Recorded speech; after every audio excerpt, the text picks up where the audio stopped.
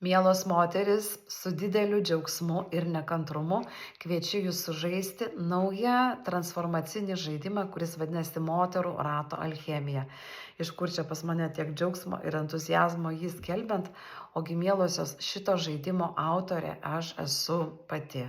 Ir sukūriau šitą žaidimą iš daugiametės patirties, vedant moterų ratus ir taip pat konsultuojant individualiai kaip holistiniai terapeutai.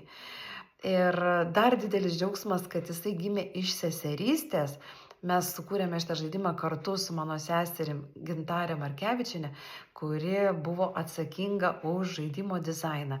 Aš buvau atsakinga už turinį, kuo pripildyti ir už pačią idėją, kaip viskas ten turi atrodyti, kokios ten turi būti sritis, kas ten turi būti sprendžiama ir panašiai.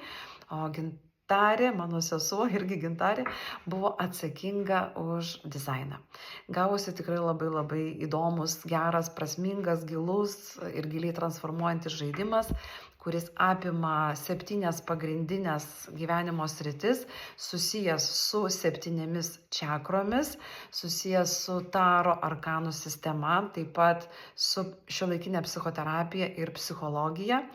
Ir apima giminę, tėvus, tai yra mūsų šaknis, apima mūsų partnerystę, santykius, mūsų finansų savirealizaciją, mūsų šešėlinės ir šviesiasias pusės, mūsų ribų klausimą, mokam brėžti ribas ar nemokame, taip pat svajonės ir vizijas bei pasąmonės archetipus.